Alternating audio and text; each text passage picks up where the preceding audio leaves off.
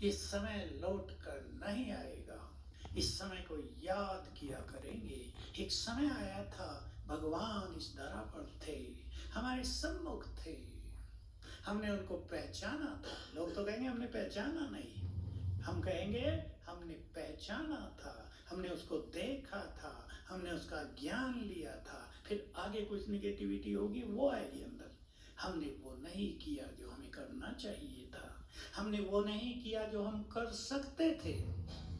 कुछ चीजें मनुष्य के लिए ऐसी होती हैं जिन्हें वो कर ही नहीं सकता, और कुछ चीजें ऐसी हैं जिन्हें हर मनुष्य कर सकता है। तो हमें आज सोचना है, हमें वो कर लेना चाहिए जो हम कर सकते हैं। ठीक बात है या नहीं? बोलो भाइयों। अब माताओं की बारी खत्म हुई, करेंगे? हमें वो सब कर लेना है। चिंतन करो, हम नहीं करेंगे तो कौन करेगा?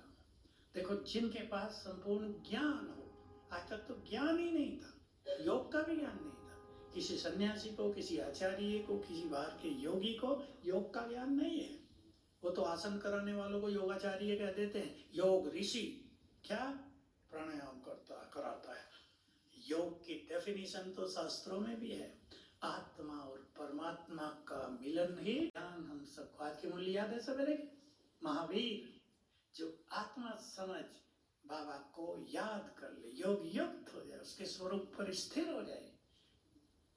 कहा ना बाबा ने 45 मिनट तुम यहाँ बैठते हो, पर योग 5 मिनट भी नहीं होता। कौन सा योग? बाबा बाबा करना केवल योग नहीं है, वो तो एक संबंध है। परम धाम में बाबा के स्वरूप को देखते हुए उसके पास बैठ जाना, उसके वाइब्रेशंस लेना, उसमें मगन हो जाना। शास्त्रों में, योग दर्शन में बातें हैं, उसके स्वरूप पर इतने तल्लीन हो जाएं कि हम रहे ही नहीं, वही वही रह जाए। और फिर वो भी ना रहे, वहां तो ये कह दिया ना, इतनी मगन अवस्था, इसको निर्संकल्प समाधि कह दिया। लेकिन ये पता नहीं चला कि वो है कौन, कहाँ के नाम पे तो एक ही बात थी, सब जगह है। सब जगह योग कैसे लगेगा? स्थान चाहिए, रूप चाहिए, उसके स्वरूप पर स्थिर होने के लिए स्वरूप तो चाहिए। तो देखो, विचार करो, हम जिनके पास संपूर्ण ज्ञान है, जिन्हें योग की सरल विधि का ज्ञान है, जंगल में नहीं जाना है, प्राणायाम नहीं करने हैं, विशेष आसन पे नहीं बैठना है, आराम से लेट के भी किया जा सकता है, बैठ के भी किया जा सकता है। हम यदि योगी नहीं बनेंगे तो कौन बनेगा? बातें करो अपने से। बाबा हमें सब कुछ देने आया है, हम नहीं लेंगे तो कौन लेगा? जिससे भक्ति में मांगते थे, बाबा कहते थे तुमसे तो मांगना भी नहीं आता था। जैसे कोई भिखारी आपके घर आ जाए, उसको मांगना आएगा? कहेगा माता अन्न दो, भिक्षा दो। ये थोड़ा कहेगा घर मेरे नाम कर दो, कहेगा क्या? उसको कहना नहीं आएगा। तो भगवान से हमें क्या मांगना है ये भी नहीं आता था। छोटी छोटी चीज मांग लेते थे, उनकी हमें जरूरत फील होती थी। तो चिंतन करो, सुंदर समय हमारे हाथ में है, भगवान स्वयं हमारे हाथ में है, उसका साथ हमें मिल रहा है, वो हमारी पालना कर रहा है, हमारे कष्ट हरने आ गया है, निरंतर मदद देने को तैयार है। हम यदि श्रेष्ठ भाग्य नहीं बनाएंगे तो कौन बनाएगा? और चिंतन में देता हूं, बात थोड़ी कड़वी लग सकती है किसी को, मैं तो मीठे रूप में बोलूंगा, कड़वे रूप में नहीं। जिन ग्रस्त में कोई भी आत्मा जिनके साथ अटक गई है, अटक जाते हैं ना, तो ज्यादा मैं कुछ नहीं बोलूंगा, क्या वो हमें सदा साथ देंगे? आज हमारी जाने की बारी आ जाए, शरीर को भी कितना जल्दी उठा देते हैं, जल्दी उठाओ भाई, भूत बन के ना आ जाए। और कई भूत बन के आ जाते हैं, बड़ा तंग करते हैं। एक बहन आई थी कल परसों नीचे शांतिवन में, उसके पति ने शरीर छोड़ा, अब वो भूत बन के वहीं रहता है और अति परेशानी हो रही है। जिससे अति प्यार था वो कष्ट दे रहा है। मैंने कहा तुम उससे बात करो ना, भाई तुम तो इस घर के मालिक थे, हम तो तुम्हारे हैं, तुम हमें कष्ट क्यों दे रहे हो? कहा नहीं आदमी सब भयभीत हैं, बच्चों को तो नींद नहीं आती है। ये है संबंध कलयुग के। तो जिनके पीछे मनुष्य सारा समय और एनर्जी लगा रहा है, क्या वो साथ देंगे? अब सोच लो, इस काटते नहीं आप उन्हें छोड़ के अलग हो जाओ, कर्तव्य करो अपने, लेकिन साक्षी भी हो जाओ। उनका भाग्य भी तो उनके साथ है, उनका भाग्य उनके साथ है। एक कहानी आई आज ही मेरे पास, अभी अभी मैं भूल रहा हूँ। एक व्यक्ति पिछले जन्मों में राजा था, कोई डाकू था उसके राज में, उसने उसको मार दिया। डाकू को तो मारना पड़ेगा ना, मरवा दिया अपनी सेना से। वो डाकू की पत्नी इसे बदला लेना चाहती थी। अब वो डाकू की पत्नी भी और ये राजा भी दोनों ब्रह्मा कुमार कुमारी हैं। अब वो जो डाकू की पत्नी थी वो इसे बहुत तंग कर रही है। क्या करूं? अभी शाम को ये बात आई मेरे साथ, क्या करूं के लिए। तब आ गया जब हम भगवान से सब कुछ लेना चाहते हैं। मैंने कहा राजा को तो डाकू को मारना ही पड़ेगा। पहले तो पूछा उसने पाप तो नहीं किया था? पाप नहीं, पुण्य किया। डाकू को मारना पुण्य है। अब उसकी पत्नी बदला लेना था, वो तो उसकी पत्नी थी ना, वो गुस्से में थी, इसने मेरे पति को क्यों मरवाया। तो देखो, जन्म जन्म के संबंधों का खेल इस समय चल रहा है। इसलिए मैं एक चीज कहा करता हूं, जिसके साथ जो कुछ भी हो रहा है उसका जिम्मेदार वो स्वयं है। अपने को खुद संभालना है। अब हर एक चिंतन करे इस सुंदर समय के लिए।